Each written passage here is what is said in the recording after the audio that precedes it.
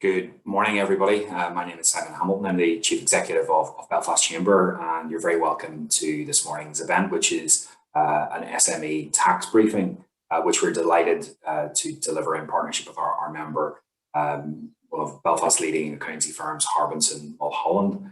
The Chancellor's budget back in the springtime was, as usual, loaded with lots of changes in the tax system, and to help us decipher and unpack and understand and hopefully to find out what they might mean for you and your business. We are very pleased to be joined by Colm McMullan and Mark Coleman, who are both tax directors at Harbinson Mulholland. So no two better people to help us see what the implications are for you and your business from the Chancellor's budget.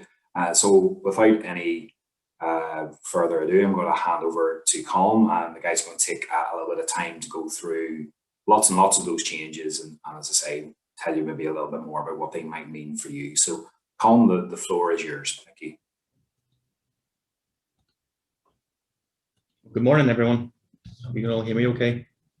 It's good to see such good numbers online, particularly on a Friday morning. It's a bit grey in Belfast here, but hopefully after today's session, I mean, what could be better? Listen to some great tax news and top up your tax knowledge just before the weekend. So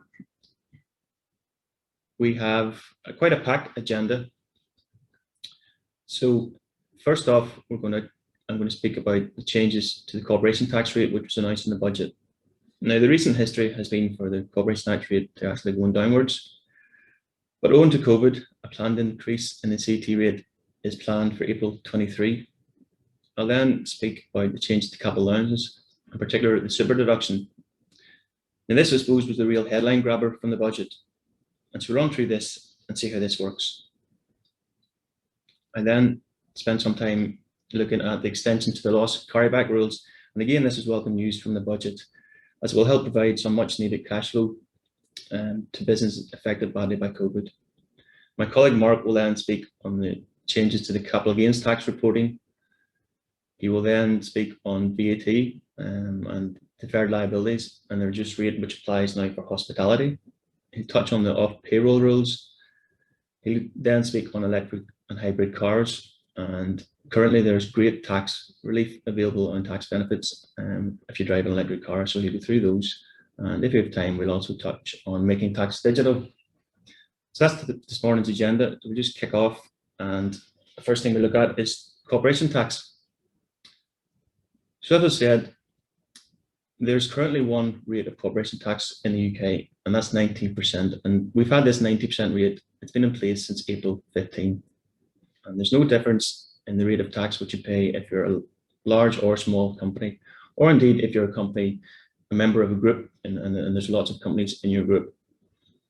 However, from 1 April 23, the Chancellor, Rishi Sunak, is turning the clock back with the first increase in corporation tax rates since the early 1970s. I'm glad to believe I wasn't around it then. So let's look at the position from April 23. Well, there's some good news in that companies, smaller companies with profits of up to 50k will continue to pay tax at 19%. However, the main rate of corporation tax will increase to 25%, and that applies for profits over 250,000. And if your profits are in between those two limits, you will pay a marginal rate of tax, and that's actually at 26.5%. A couple of extra points just to be aware of. The above limits are reduced if your accounting period is less than 12 months, or in fact, if you've got what's known as associated companies. Now, very broadly, two companies will be associated with one another if at any point in the previous 12 months, either one of those companies controls the other, or both companies are controlled by the same person or group of persons.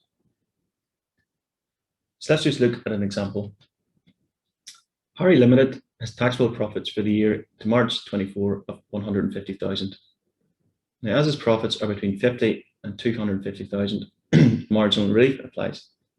Now, tax legislation means that we need to calculate the company's tax liability for the first three lines there, but Perhaps a more straightforward way of thinking about this is that the first 50,000 is taxed at 19%, and then the next 150,000 of profits is taxed at 26.5%. So in Harry Limon's case, the company has profits of 150,000 and a total tax bill of 36k, which as a percentage works out at 24%. So the key point to pick up here is where your profits fall into that band between 50k and 250k. Anything which you can do to reduce your profits will save you tax at 26.5%. And one example of that would be to invest in your business, perhaps go out and buy some new plant or equipment. You would obtain capital allowances, they would reduce your profit, and you would save tax at 26.5%. Now, if you think about that again, currently up until April 23, we've got a tax rate of 19%. Thereafter, we're looking at 25%, or perhaps if you're in the marginal band, 26.5%. So are you likely to, if your business needs to invest, are you likely to do that now and potentially get 19%? Or are you thinking, actually, if I hold off investing in my business and wait until April 23, I get more tax relief on every pound that I spend? And the Chancellor knows this, and he has come up with a plan to try and stop you from thinking this way. He might even call it a super plan, aka the Super Deduction. So, as I said, the real budget headline grabber. So let's take a look at this. It applies for expenditure incurred between 1 April 21 and 31 March 23, where the contract was entered for the expenditure on or after budget day, which is the 3rd of March. It is only available to companies which, if we think about it, is exactly the Chancellor's plan, because it's companies who are faced with this increase in corporation tax rate from April 23. Another thing to be aware of is plant and machinery must be new. That is not new to you, but has to be brand new. Some exceptions apply, and some of those will be cars, long life assets, and if your business is in leasing, assets used in that business would not also qualify. So what's the idea? Well, it's to give companies almost 25% tax relief on expenditure before the main rate of corporation tax increases to 25% in April 23. And how does this work?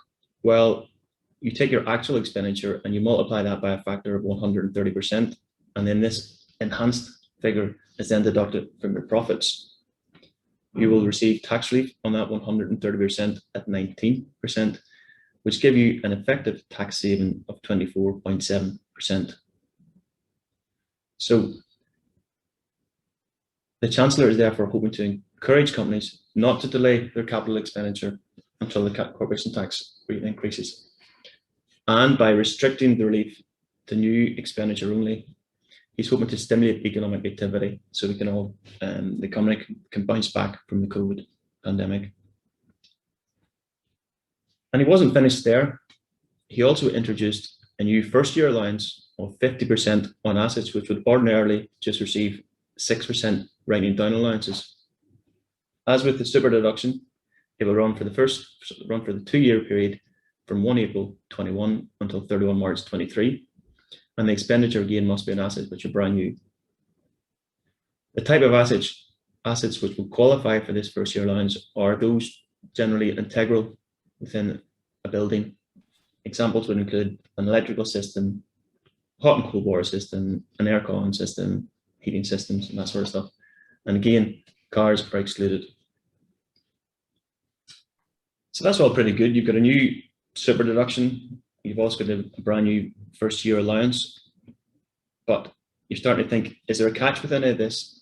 And unfortunately, generally when the Chancellor gives something, he takes it away in one hand, he takes it away with the other in another. So this thing is that if a company sells an asset before March 23, on which the super deduction has been claimed, then any proceeds received from the sale of that asset must also be multiplied by 130%, and tax will be paid on those uplifted proceeds.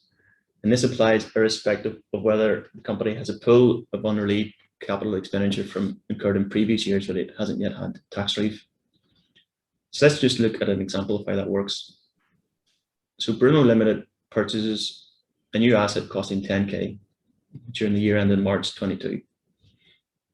It claims a super deduction and reduces its taxable profit by 13k. That is the 10,000 multiplied by 130%. However, this asset has quite a short economic life for Bruno Limited. So Bruno decides to trade up and sells the asset in the next year, so the year ended March 23, and sells it for 6k.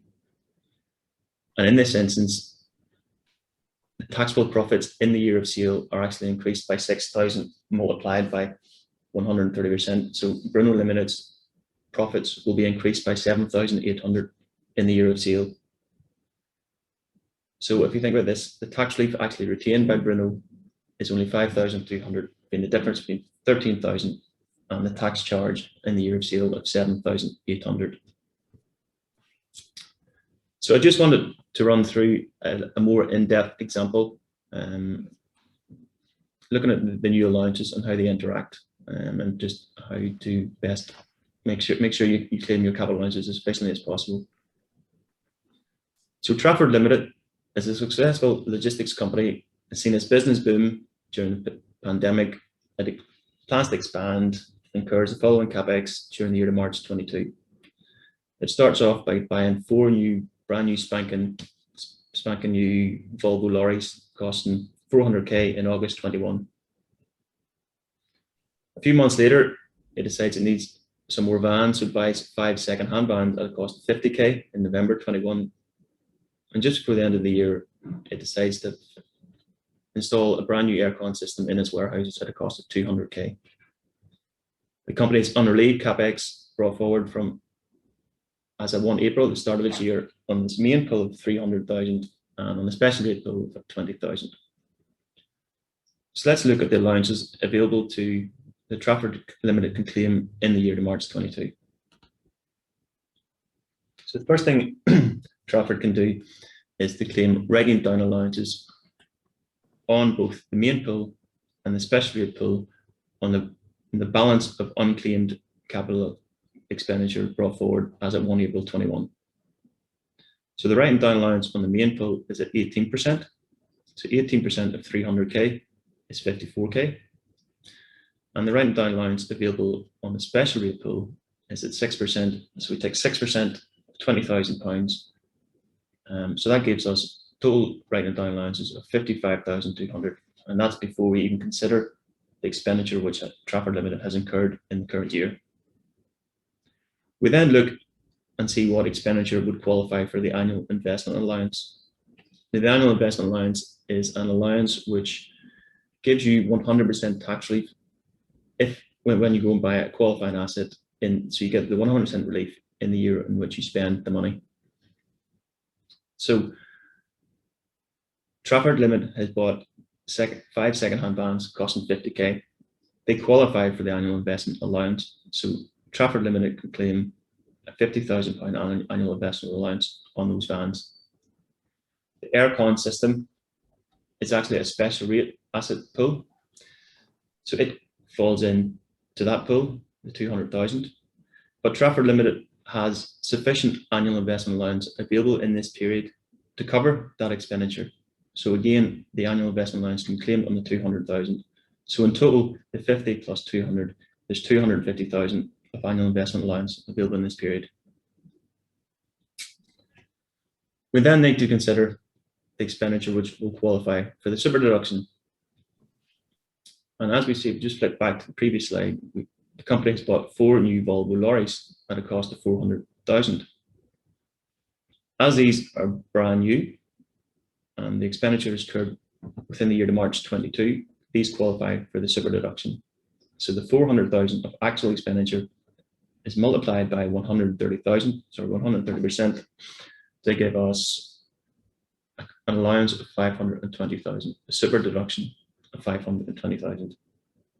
So in total, the allowances that Trafford Limited can claim in the year to March 22 are just over 825,000.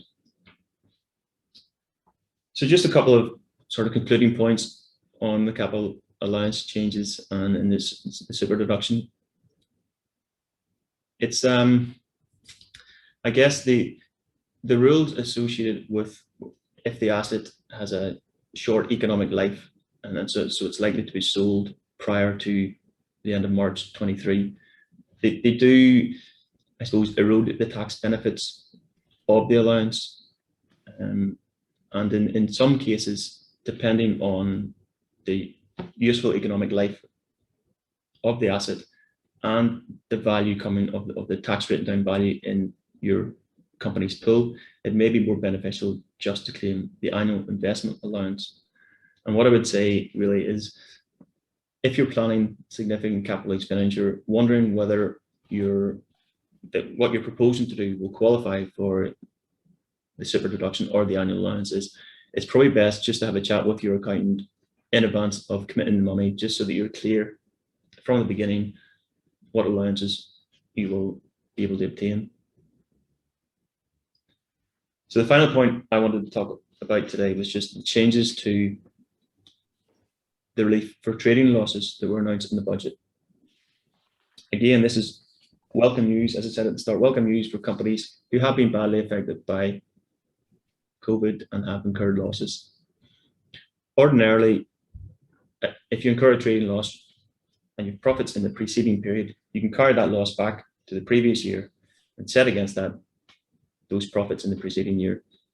And as you will have already paid tax, or generally you'll pay tax on those profits, it's likely that that loss carryback will generate a tax refund. Now, the good news in the budget was that the period where you're allowed to carry back has been temporarily extended from 1 year to 3 years.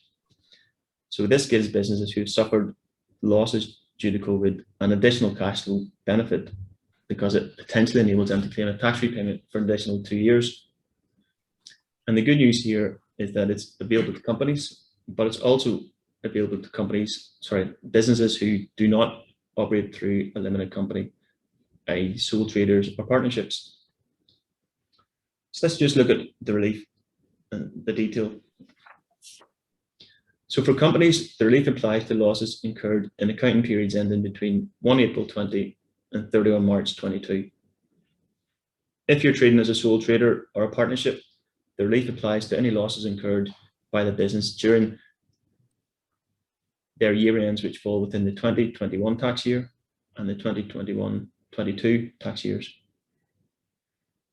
Losses which are incurred are carried back against later years first, and the loss that can be carried back against the preceding year, the immediately preceding year, is unlimited. However, for the extended carryback period, a maximum of £2 million of losses can be carried back against total profits in each of the 2 earlier years. So this is probably easiest looked at just by way of an example. So we've got Anfield Limited has suffered substantial losses during the COVID pandemic, made a loss of £2,125,000 in the year March 21, and a further loss of £5.5 million in the year to March 22. Prior to COVID, the company had been profitable, and in the years to March 2020, it had made a profit of £1.1 million. In the year to March 19, it had a profit of £3.225 million. In the year to March 18, it had actually had a profit of £1.175. So obviously, Anfield Limited is keen to know how this extended loss carryback can use its losses by way of these new rules. So let's take a look at this. So the first thing we need to look at, we look at the year ending March 21. So as we've seen, we've got a loss of 2.125 million. So the first thing we do is we can carry back as much of that loss as we look back at the year immediately preceding, so the year to March 20, and we've got a profit of 1.1 million. So Anfield Limited can carry back 1.1 million of its loss against the profit in the year to March 20, and it reduces that profit down to nil. The company will have already paid tax on that profit, and so will be entitled to a tax repayment. So some welcome cash flow benefit. This leaves a remaining loss of 1,025,000 from the year March 21. So due to the extension of the rules, we can then look back to the year to March 19, and we can carry that loss back against the profits from March 19, and that reduces the profit in that period to 2.2 million. So that's how we would use the loss for the year to March 21. Then looking at the year to March 22, there's a whopping 5.5 million of a loss in this period. So the first step we look at is, well, what profits have we in the period immediately preceding March 22? So it's March 21. But as we've seen, it was loss making in that company in that period. So the company isn't able to offset any of its loss in that period. It then looks back to the year March 20, but again, owing to the loss in March 21, the profits have already been reduced to nil. So it means that the Anfield Limited needs to look back to the third year prior, and that's March 19. Now, after the offset of the loss from March 21, there was 2.2 million of losses available, a profit still available in this period. However, as we've seen, a maximum of 2 million of losses can be carried back against total profits in each year. So even though Anfield Limited has got 5.5 million of losses to use, it can only carry back 2 million of those against the year ending March 19. But when it does that, that will generate a further tax repayment. And so after considering the loss carrybacks, the remaining profits would be, we haven't been able to do anything with March 18, so we've still got 1.175 million of profit in the year March 18. However, for March 19, we've been able to reduce our trading profit from just over 3 million to 200,000, and we've been able to reduce the profit in the year to March 20 from 1.1 million to nil. So this leaves Anfield Limited with a loss still unused of 3.5 million, and that can be carried forward to future periods. So that's it from me. I'm just going to hand you over to Mark here. Thank you all for listening. Thanks, Colm. And good morning, everyone. I just want to remind you the question and answer box or function is available for anybody that wants to ask any questions on what Colm said or what I'm about to say.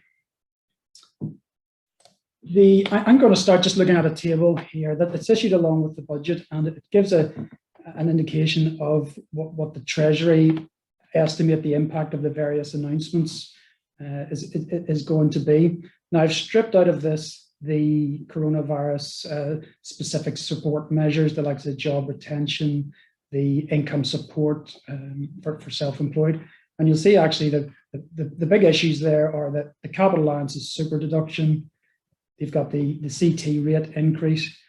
You'll also notice just the impact that freezing of the allowances, the income tax allowance, the personal allowance, and the thresholds makes, and the same with IHT down here as well.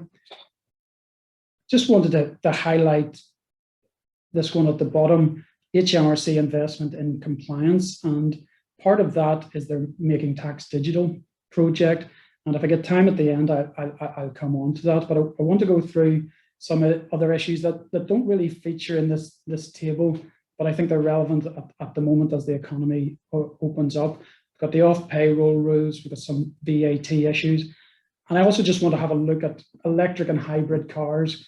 The rules chop and change all the time, and maybe a couple of years ago, talking about electric cars to clients, it's dismissed fairly quickly, whereas now there are actually lots of queries coming in from clients on that. But I will start with a compliance issue. This one annoys me, the lack of awareness there is about this one, and it actually came in last April, just after lockdown. But there's now a 30-day reporting and payment obligation for capital gains tax on UK residential property. Typically, you just put it on your tax return after the end of the tax year. But if you sell a residential property in the UK, you've got a capital gains tax liability. It needs to be paid within 30 days, and there are penalties if that's not done. you could go through the sales process and probably nobody makes you aware of this. So if you're somebody who does your own tax return and you're maybe selling, let's say, a buy-to-let property or a second home and there's capital gains tax to pay, just bear in mind there's a 30-day reporting and payment obligation from completion. And that is getting missed regularly, and the computer will automatically churn out penalties. So I'm a little bit annoyed at the lack of awareness the HMRC has made people of that. So if you forget everything else I say this morning, I would probably just remember that one. VAT, just some current issues on VAT. So one of the original support measures last year was the ability to defer your VAT if it was due in the period, what's that, 20th of March to 30th of June. And then it was later announced that you would have, the original intention was you had to pay that by 31st of March this year. And then there was an announcement that you could maybe have an interest-free installment arrangement over 11 months. And that's still the case. But I just wanted to highlight we're heading towards a penalty issue if you've deferred your VAT for that period and you haven't actually done anything about it. So by the end of this month, you need to have either paid the liability in full, opted into the interest-free installment arrangement, which you need to do by 21st of June, albeit you'll be down to 8 installments now, or essentially entered into some other time to pay arrangement with HMRC. So if you have deferred your liability, make sure you've done something with it.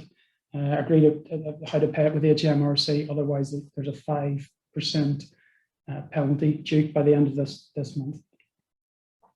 Obviously, with hospitality opening up again last year, there was the reduced rate of 5% for hospitality and tourism, and that's been extended again. So the budget extended that through to September, but also had a stepped increase. So we've got the 5% to 30 September, then we've got 12.5% from October to 31st of March next year, and then we're up to the full standard rate from 1 April 22. Just wanted to highlight how that interacts with deposits. So every time you receive a deposit, that triggers a tax point, a VAT point, and it's the VAT rate at that time that applies. So if you take the example, you're booking a holiday, that's our hotel accommodation for next summer, but a deposit is paid now. Well, the deposit paid now triggers the tax point. So 5% is charged, or 5% VAT is charged on the deposit. And then when the balance is paid, say next summer, the rate at that time is 20% on the balance. So subject to commercial issues, there are maybe savings that could be made there in terms of how much deposit is paid while the 5% rate is with us. Another little quirk is on vouchers. So the VAT treatment, there are 2 treatments for vouchers for VAT. One is for single purpose or single use vouchers. So those are vouchers that can only be used for what supplies at 1 VAT rate, goods or services at 1 VAT rate. So because you know the amount of the voucher and you know what rate it's going to be used for, you account for the VAT at the time the voucher is issued. That's contrasted with multi-purpose vouchers, which can be used to buy goods, services at different VAT rates, whether that's 0%, 5%, 20%. And because you don't know what that mix is going to be until the voucher is used, then you account for VAT at the time the voucher is used or redeemed. So before this reduced rate came into play, if you took a restaurant, for example, issuing a voucher, it would be a single-use voucher because everything in the restaurant is standard rated. The food was 20%, the alcohol was 20%.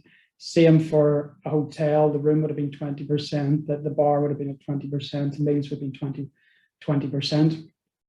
However, issuing a voucher now, you could have the scenario for a restaurant, the voucher could be used for the food at 5%, but the alcohol at 20%. And similar with the hotel, where again the stay could be the accommodation could be 5%, and other services at the bar would be 20%. So all of a sudden, the issue of a voucher now could have moved from what typically would have been a single-use voucher to a multi-purpose voucher, and the time you account for the VAT and the VAT that you do account for will change on that. So that's just a few comments on VAT. Next one is off payroll rules in the private sector. Now, these rules have been in for the public sector for a few years. They were originally to come in April 20 for the private sector. It was delayed to April 2021. And really, these are trying to deal with a scenario where you're getting the personal services of a worker, but you're not contracting directly with that worker. And the typical scenario is you're contracting with the worker's own personal service company. So it's a one-man band company, but you're really requiring the services of that worker. You could have maybe an agency in between, so you have a bit of a chain. You contract with the agency contracts with the worker's company, but it's the worker who provides the services to the engager. These rules now apply for medium and large businesses, so it includes large LLPs, large partnerships, large sole traders, as well as large companies, and the thresholds are there. And before these rules came in to play, IR35 has been about for many years, but the onus was on the worker and the worker's company to deal with the IR35. So IR35, what it's essentially saying is you look at the engagement between the engager and the worker, and you ignore any intermediary in between, whether that's a company or an agency. And looking at that, would it be deemed an employer and an employee relationship? And if the answer to that question is yes, then there's PAYE and NIC due. But up until 6th of April 21, that obligation was with the worker's company. So that's why big companies over the years sometimes insisted that people set up their own limited company, because they could just pay the limited company and not have to worry about any PAYE, NIC. That's the worker's problem or the worker's company problem. That obviously has left the HMRC over the years looking at lots and lots and lots of small companies and trying to police the IR35 legislation, which I think in fairness they've struggled with. So what they've done is just switch that obligation. So it's from 6th of April 21, it's no longer the worker's company obligation, it's the engager's obligation. So the engager has to look at, if we ignore all the intermediaries, could this be an employer and an employee relationship? And if the answer to that is yes, then somebody has to pay PAYE and NIC. That could be the engager, it could be somebody else in the chain. And part of this process requires what's known as a status determination statement. So the engager has to write to the worker and to anybody in the chain they contract with and state that they've looked at these rules and they've come to a conclusion whether they apply or whether they don't apply, and the reasons for that conclusion. And as I say, that needs to be passed to the worker and people in the chain. The worker can disagree with that, and they can have discussions between the engager and themselves, whether that can be resolved. But there's no appeals process to HMRC on that. Now, if the conclusion of that status determination is the PAYE and NIC is due, well, then that needs to go through monthly payroll, and it's the person who actually pays the worker's company that's responsible for that, provided they have got a status determination statement from the engager. So it's very much about managing risk from the engager's perspective. There's a lot of complexity behind this, but it's really just to highlight that if you're a medium and large size business, you should already have looked at this and dealt with this. If you haven't, I would urge you to do so as soon as you can. But also just to highlight that this is not a one-time event at 6th of April 21. Contracts will change, and therefore if they do change, a new status determination statement can be required because the conclusion might have changed. but also you could be taking on workers that you didn't have on at 6th of April 2021. So any new worker coming on board through an intermediary, you need to have policies in place to identify those and make sure you issue the status determination statement.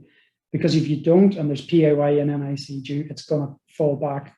HMRC's first port of call is going to be the engager. So that is a change and something to consider. As I said, just mentioned earlier, the rules for electric and hybrid cars have chopped and changed over the years. So this is the position as we stand now. So looking at it from the perspective of the business going out to buy a car, as Colm mentioned earlier, cars, they don't qualify for a super deduction and they don't qualify for annual investment allowance, full stop. However, there is 100% first year allowances for new and unused zero CO2 emission cars. In other words, electric cars.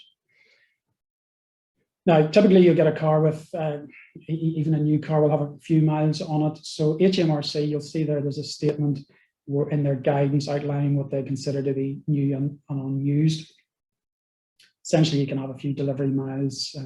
Maybe it's been out for a test drive or it's a demonstrator car.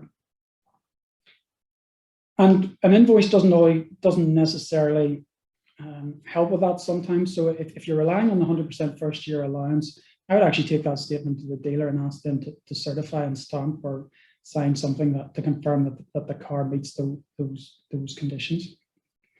If it's not a new or unused electric car, well then you're into the CO2 emissions. So if it's less than 60 grams per kilometre, then it's your 18% reducing balance allowances.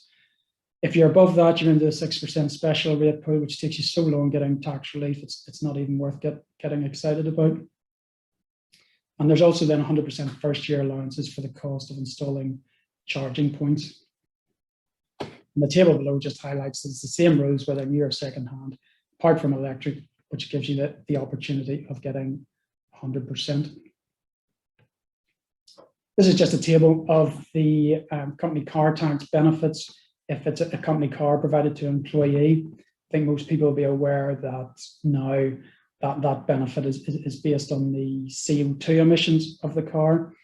And it really just highlights how quickly that the benefit can increase. You know, even just below 100 grams per kilometre, we're down near 27% there for certain diesels. But also just to highlight how beneficial the electric car is. So it's 1% and then increasing to 2% next year and the year after. As well as the hybrid cars, which their benefit is now based on not only the CO2 emissions, but also the electric only range. So one that can do, say, under 50 grams per kilometre, can do 35 miles electric only range. Well, it's 11% benefit in kind, moving up to 12%. Going off on a slight tangent about electric vans. So there's no an employee using an electric van, using it for personal use. There's no benefit in kind for this tax year. So that's something to consider. Also, the 100% first year allowances that there are for cars don't apply to electric vans. So an electric van is into the normal capital allowance rules. So if it's a new electric van, can't see any reason why it wouldn't qualify for the super deduction. And equally, if the AIA is available, it should qualify for that as well. So moving back to cars, we have just a reminder that there's a 15% disallowance if you're leasing a car, so it's on a contract hire, and that applies now from 1 April 21 if the emissions are if they exceed 50 grams per kilometre. It used to be 110. Any lease before 1 April 2021, the disallowance is based on the old rates. The new rate of 50 grams per kilometre only applies to leases from 1 April 21. Just to highlight optional remuneration arrangements, otherwise known as salary sacrifice. So the tax benefits of salary sacrifice are essentially eliminated unless the benefit you're getting in return for the sacrifice is one of a limited, about 5 approved benefits. So it's either employer pension contributions, childcare, cycle to work, ultra low emission vehicles or cars, low emission cars, which we're looking at under 75 grams per kilometre. So that hasn't been aligned with the 50 grams per kilometre for the likes of the contract hire disallowance. And there's also some outplacement in training. So it's just to highlight that there is the benefit of salary sacrifice still applies to electric cars and low emission cars, typically your hybrid up to 50 grams per kilometre. Quick summary on VAT. An electric car is treated the exact same as any other petrol diesel car. So typically, if you buy the car, you're not going to get the VAT back unless you're a taxi driver or driving instructor or a hire company. And if you're leasing it, then half the VAT on the rentals is disallowed. So exactly the same. HMRC have recently just provided some guidance on how much VAT you can reclaim on the cost of charging a car. It's probably going to not amount to a significant sum, but the guidance is there if it's of interest. There's also, so you've got the car in one hand, there's also charging it. So for tax purposes, electricity isn't considered a fuel. So in the past, if your employer provided the petrol or diesel for your company car, you usually got a fairly astronomical fuel benefit. Electricity doesn't count as a fuel, and therefore if your employer pays for the electricity to recharge your car at or near the workplace, then there's no benefit in kind. So that opens up the opportunity for maybe employers to install charging points at their office or factory or wherever, and employees can use that during the day while they're at work, and maybe don't have to charge at home. So that could be a nice benefit there. It needs to be available for the charging points at the workplace, need to be available for all employees generally. So it can't just be the director saying that's my charging point, nobody else come anywhere near it. That may be how it operates, but it needs to be available for the employees. Even if they don't use it, they need to be capable of being able to use it.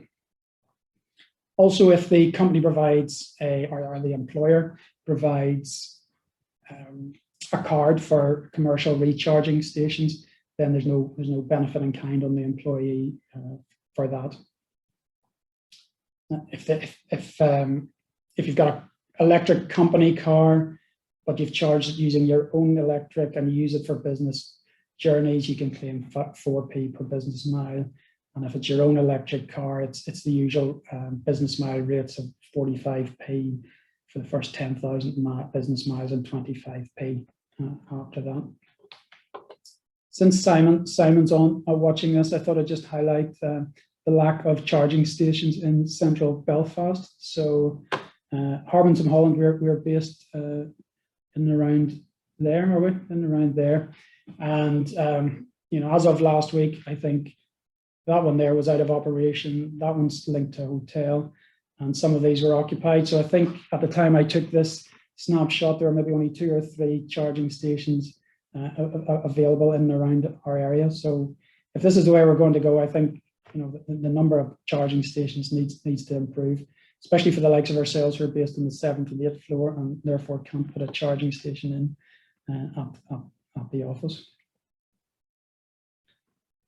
So just trying to pull that all together.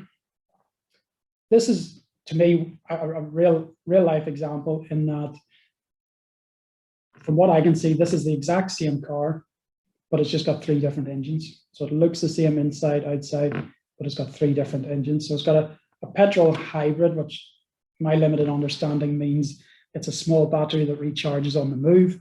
We've got the plug-in, a bigger battery plugged in the plug-in hybrid, and then the pure electric. So you'll see there just the increase in list price across the 3. These leasing rates here come from a Northern Ireland based dealer leasing company's website. So that's for 10,000 miles a year. I've ignored the upfront payment, but contract hire, these are the costs, so these should be realistic. And it is the CO2 emissions for the vehicle. So taking the petrol hybrid, it's about 119 grams per kilometre. So it has the 15% disallowance on the lease costs. And if you look at the benefit in kind, it's at 27%. So it leaves you with a benefit in kind of just over £7,250, which is pretty steep. Over 4 years, you're going to pay tax on more than 100% of the list price of the car. Big drop down to the plug-in hybrid because of the lower benefit in kind percentage. But also, look at the electric, it's down to £370.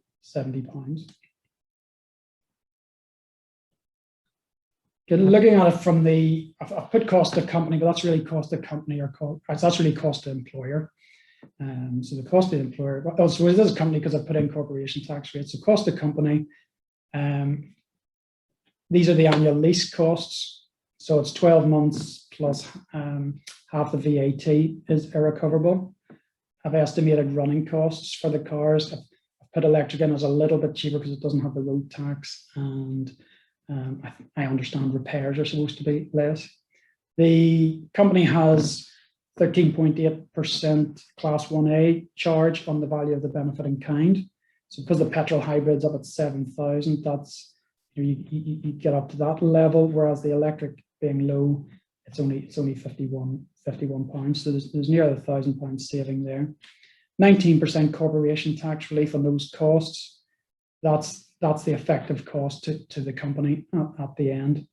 And although the electric costs more to lease, the slight saving in the running costs, or the possible slight saving in the running costs, and the £1,000, near £1,000 saving in the Class 1A charge means it's not that far away. It's it's £500 dear, which is not astronomical.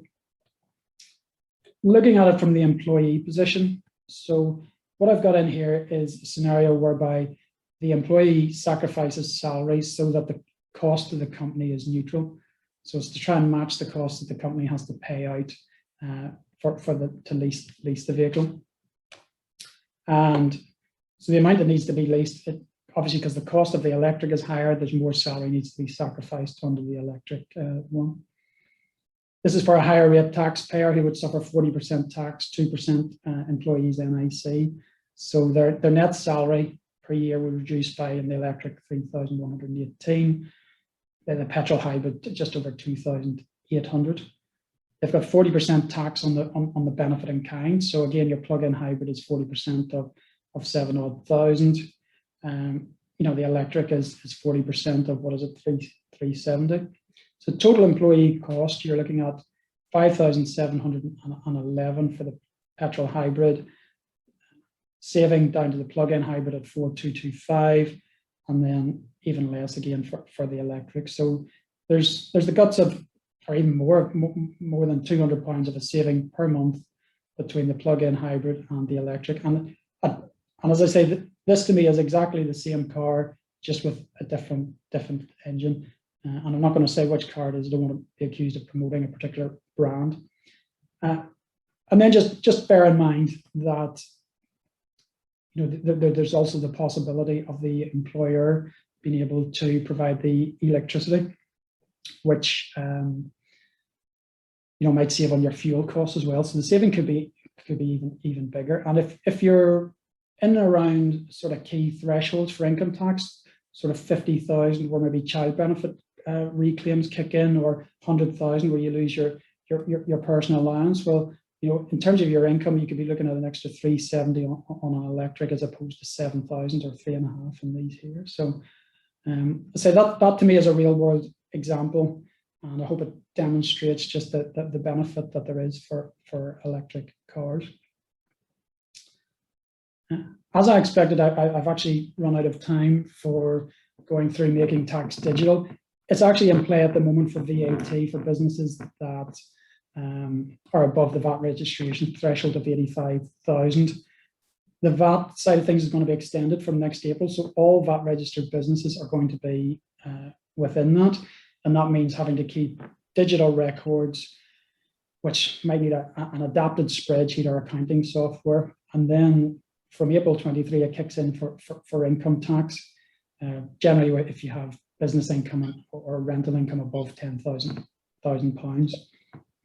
And that's really the big hitter when income tax comes in, because what it's going to mean is instead of one tax return, you could be looking at at least six submissions a year to HMRC, and you may need accounting software for that. And that might explain why every time you watch TV or listen to the radio, there's usually an accounting software provider telling you how great their software is. And that's what it's all about for them, is building market share as the likes of this here comes in. There are some notes there. I would just say it's something to bear in mind and to keep under consideration. And if it's of concern or interest, please contact either Colm or myself afterwards. So I think that's maybe my time up, and I'll maybe just pass back to Simon if there are any questions that have come through.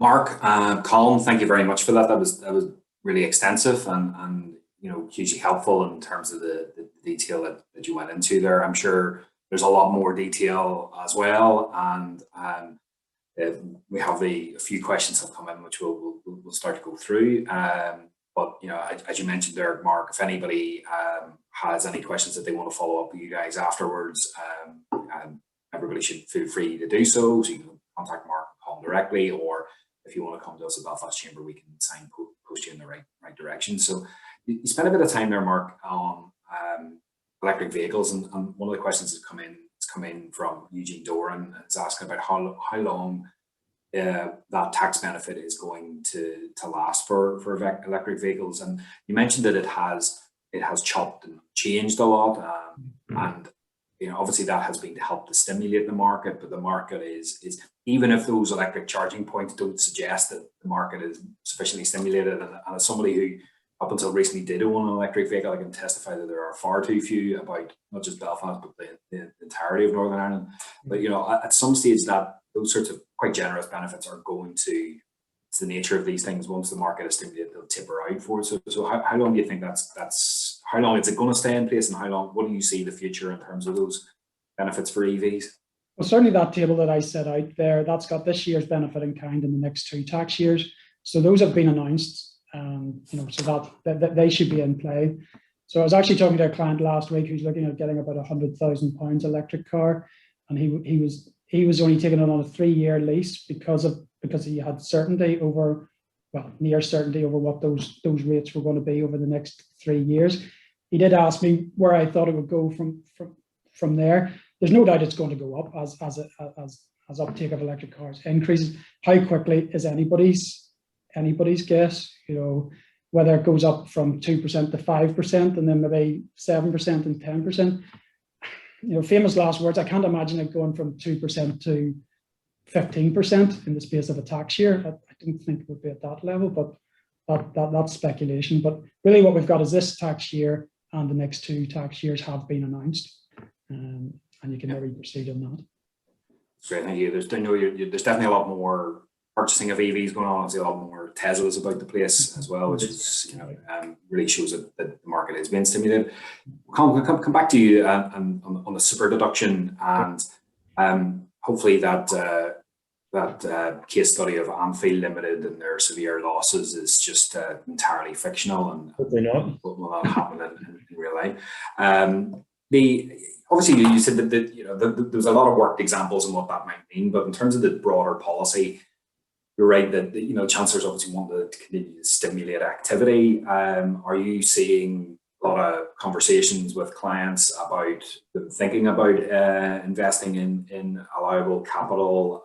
And would your advice be? I think you did say this earlier on, that obviously a lot of businesses, a lot of people who are listening will be planning various investments, particularly as we're coming out of the downturn created by the pandemic. It's really, I think, a big takeaway, I think, from what you said, is just to have a conversation with your accountant, because it's clearly quite complex, and it might be there's an attraction to the super deduction. You know, there's the branding of it, but there are other options there as well. There is. It certainly grabbed the headlines, and what we're finding when we're meeting clients, after we've done their accounts, we're flagging, and most clients are aware of this super deduction. Maybe what they're not aware of is the intricacies in terms of it has to be new expenditure and it has to be brand new, and that's what some clients actually haven't taken on board. Certainly, it's I haven't seen it in my time working in tax, but where you'd actually get more relief than what you've spent. I think that maybe one downside on it is just if it's something that you might turn an asset, you might turn fairly quickly. And in my example, those lorries, I mean, a lorry, I assume unless it's knocked off the road, you know, it'll last a good few years, you know. But if it's something like some sort of software system that, you know, dates pretty quickly or something like that, you know, that it's that's probably the only downside on it. But certainly clients are thinking about it, that they're asking the questions, and clients, you know, so some clients do have, you know, have come through COVID relatively unscathed, or at least better than they might have anticipated maybe a year or so ago, you know. And so some have money to invest, and so they're certainly asking the questions, and hopefully it does what it's designed to in terms of stimulating new money into the economy and giving a bit of a boost. No, you're right. There's certainly a lot of businesses, and we know from our members, and you know from your clients, have had a really tough time over the past year. But you're right, there are a few who have been able to build quite healthy bank balances, and obviously the Chancellor's intervention of the super deduction is to try to alleviate some of them of that, and to help the economy get going. So you're right. Hopefully it has that desired effect. Mark, I could come back to you on a few things you touched on VAT. The VAT deferral, yeah, was again another sort of headline grabbing early initiative by the government to try to help businesses over the past year. But your message there was very clearly, you know, people still needs to be paid, and it was only a deferral. And the clear message was that people need to, if they haven't acted already, they need to act pretty quickly. Yeah. Well, there's no point getting a 5% penalty loaded on top of it. You know, there is the interest-free installment option, but even if that isn't going to work for you, I think it's a matter of contacting HMRC and trying to get some sort of agreement in your particular circumstances. You know, just depending on what industry you're in, whether how much business you're still able to do, maybe even that installment option it isn't appropriate at the moment. So it's really to make sure you've agreed something with HMRC by the end of this month to prevent an unwanted 5% additional charge, which is just going to make matters worse. Then maybe finally on VAT, mentioned the reduced rate for the hospitality sector, one of those sectors that very, very hard hit over the last year. It is opening up again. It's great to see so many. When you were on the map earlier and you're showing, I thought that your office was based in Wetherspoons, the way it was sort of lying across the. I didn't pick the landmarks. There's some of us navigate our way around the city by landmarks like that, and so there's obviously that was brought in to help the sector. It wasn't, and this might sound a little churlish, it wasn't much help to hospitality businesses that were closed for a long period of time. So the cost to the exchequer maybe wasn't as much as had everybody been opening and functioning. And obviously that is kind of winding down, and maybe this is an unfair question for you, but you know, do you see that further extended in any way, shape or form, just to help? I mean, over the last summer, government had the Eat Out to Help Out scheme, and I think a lot of people see this as actually a lot more direct help that can be beneficial to businesses. Is it something that you could see happening, maybe even a little bit further extension or brought back at some other stage as well? I think that's just a wait and see policy, really. So I suppose a lot of that depends how this upcoming winter, you know, things progress with COVID. I think if we get through that relatively unscathed, and the businesses are up and running, and I could see that could be the end of it. But you know, if there are restrictions again over the winter, then you know it may be necessary to keep that incentive. You know, so I think that's just really how those businesses or ferret out really. Yeah. And obviously we've got the voucher scheme, the £100 a head voucher scheme coming in at some stage later in the year as well, which will be a great help to that sector. So I think that we're just a little bit over 11 o'clock, so I think we'll wrap this up now. And I just want to again thank everybody for attending. Can I also thank Colm and Mark for their time this morning and going through that in such detail, and also for taking the time to prepare all of that for our benefit. Thank you guys for doing that. Can I also thank Trina Clark at Harbinson Mulholland for helping us at Belfast Chamber to make this happen. I also want to thank Catherine at ND Events for helping this all to run very smoothly without any technical glitches. And just finally, again, thank everybody for attending. Brendan Burns was asking earlier about whether we could get the presentation. We will send that out to everybody who attended, everybody who registered, along with a link to this recording of this event, in case anybody wants to pass that on to anybody else who might be interested. I just want to finally just remind everybody about our upcoming events. If you go to belfastchamber.com, you'll see a list of our next number of events running up to the summer. So we've got our next Belfast Talks business event on the 17th of June, next Thursday. That's going to be with Belfast's Digital Innovation Commissioner, just appointed yesterday as the new head of the Civil Service, Jane Brady. He's going to talk about how the Belfast Innovation Partnerships plans to transform the city's economy. With our Belfast Chamber AGM on the 24th of June, and with our final Re-Energising Belfast series event on the 25th of June. So if you go to our website, you'll be able to see a little bit more detail about those and register there. And you'll also find more information about the 2021 Belfast Chamber Business Awards. So please take a look at those and the 22 categories and see whether you might want to enter those. So thank you again, everybody, for coming along. Thanks to Colm and Mark and the team at Harbinson Mulholland for helping us to deliver this event this morning. Take care, everybody, and have a good weekend. Thank you.